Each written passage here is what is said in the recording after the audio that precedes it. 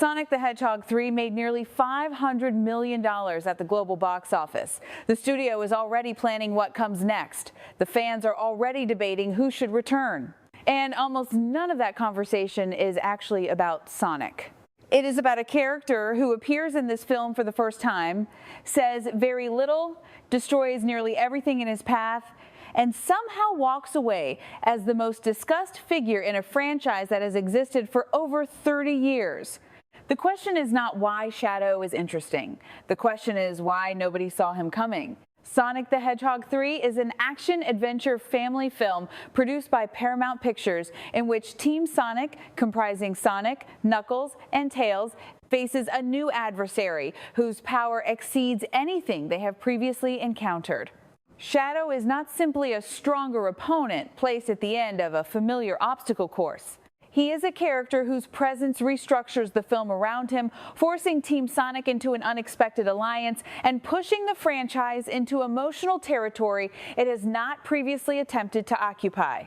According to Box Office Mojo, the film earned approximately $492 million at the global box office, with domestic earnings in the United States reaching $236 million, making it the highest-grossing domestic entry in the Sonic film franchise to date.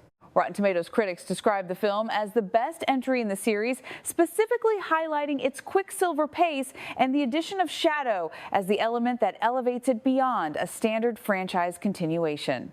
The commercial performance of Sonic 3 is worth establishing clearly because it confirms something that can sometimes be obscured by critical conversation around franchise films, which is that this particular entry earned its audience rather than simply inheriting it. A film that collects nearly $500 million globally in the current theatrical environment is not coasting on brand recognition alone. It is delivering something that people who did not grow up with the video game character are finding worthwhile, and the most consistent explanation audiences and critics have offered for why Sonic 3 works as well as it does points directly at Shadow and the specific quality of tension his presence generates throughout the film. Shadow's role in the film is not that of a conventional antagonist placed opposite a heroic team to be defeated by the third act.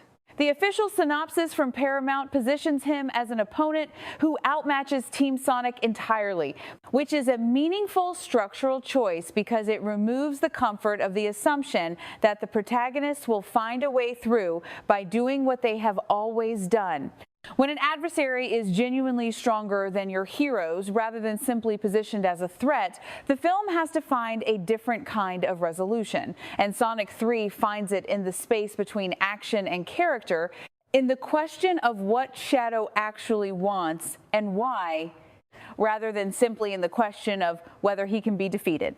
Keanu Reeves provides the voice for Shadow in this film, a casting decision that generated significant attention before the film's release and that pays off in ways that go beyond the novelty of the pairing.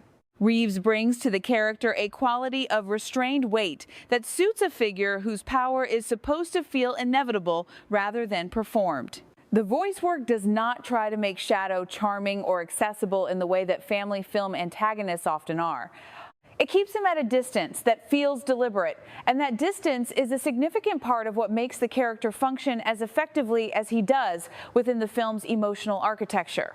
The comparison between Shadow and Sonic is the axis around which the film's most interesting creative decisions rotate. Sonic is energy, connection, speed, and the instinct to reach outward toward others.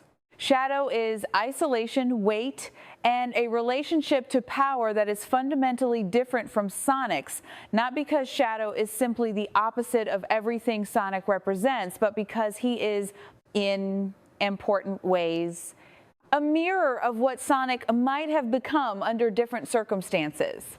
This is the type of character dynamic that the best franchise films use to deepen their protagonists, because a hero is only as interesting as the question their adversary forces them to confront about themselves, and Shadow forces Sonic to confront something more complicated than the question of whether he is fast enough or strong enough to win. The design of Shadow as a character reflects a creative intelligence about what makes antagonists memorable beyond the duration of a single film. He is visually striking in a way that distinguishes him immediately from everything else in the frame, but his visual power is not the reason audiences are still discussing him weeks and months after seeing the film. The reason is that Shadow is constructed around an implied interiority, a sense that the behavior visible on screen is the expression of something that has not been fully explained and may not be fully understood, even by the character himself. That quality of incompleteness is what generates continued engagement. A villain who is entirely legible is a villain who stops being interesting the moment the film ends. Shadow remains interesting because the film is careful not to resolve him completely. His surface objective within the film follows a clear trajectory, but the motivation beneath that objective, the reason Shadow is doing what he is doing, and the history that brought him to this particular confrontation, it is handled with enough restraint that it rewards attention without demanding it. Viewers who engage at the level of action and spectacle will find Shadow satisfying as a powerful and visually compelling opponent. Viewers who engage at the level of character will find something additional, a figure whose strength is inseparable from a kind of isolation and whose capacity for destruction seems connected to something that was lost rather than something that was chosen. That layering is the quality that converts a franchise antagonist into a character people want to discuss, analyze, and return to. The scenes in which Shadow is most effective are not necessarily the scenes of highest physical intensity. His introduction establishes him through a combination of visual impact and behavioral restraint, the sense that what is being shown is a fraction of what this character is capable of, and that fraction is already more than Team Sonic knows how to handle. The confrontations between Shadow and Sonic work not only as action sequences, but as exchanges of perspective, moments in which the film is asking both characters and through them the audience to consider what strength is actually for and whether the way you use it says anything meaningful about who you are. The scenes that hint at Shadow's history and his internal conflict, without fully resolving either, are the ones that generate the most discussion because they are the scenes where the film trusts its audience to be curious rather than simply satisfied. The unexpected alliance that the official synopsis references, the arrangement Team Sonic must enter in order to have any chance of addressing the threat Shadow represents, is a narrative device that does something important for both the plot and the characters. It acknowledges that the existing resources and approaches of the franchise's heroes are genuinely insufficient in this situation, which is a more honest, kind of dramatic escalation than simply inventing a new power or ability at the moment it is needed. And it creates a set of relationships within the film that are more complicated than the standard alignment of heroes against villain, which gives the story more to do with its characters than a more conventional structure would allow.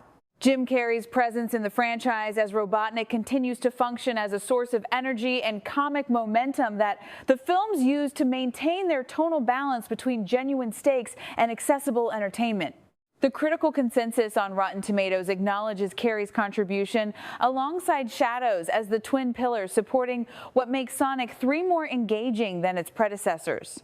This balance is worth noting because it reflects a sophisticated understanding of what this type of film needs to sustain itself across a runtime that has to serve audiences ranging from young children to adults who came of age with the source material.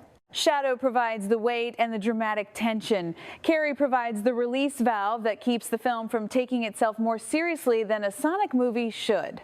For Canadian audiences who have followed this franchise from its first entry, Sonic 3 represents the point at which the series has found its version of what it wants to be. The earlier films established the characters and built the world. This one introduces a figure complex enough to make the established heroes more interesting by proximity, and does so in a way that feels like genuine creative ambition rather than franchise obligation.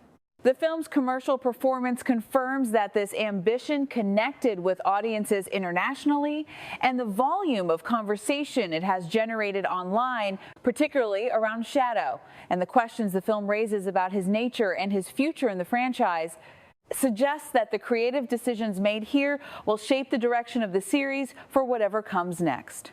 The question that Shadow leaves behind, the question that the film raises and does not fully answer, is whether he is ultimately a villain in the way that term is usually understood, a figure defined by opposition to what the heroes represent, or whether he is something more like a tragic character, someone whose actions are destructive but whose motivations are comprehensible and perhaps even sympathetic. The film leans toward the second interpretation without committing to it entirely, and that ambiguity is not a weakness, but a deliberate choice that gives Shadow a durability that a more resolved character would not have. A fully defeated villain has nowhere left to go. A character who remains partially unresolved has a future, and the film seems aware of that. Whether Shadow is a villain or a character shaped by loss into something that resembles villainy is the question that will drive discussion of Sonic 3 long after its theatrical run has ended, and it is the reason he is the figure audiences are most interested in seeing again.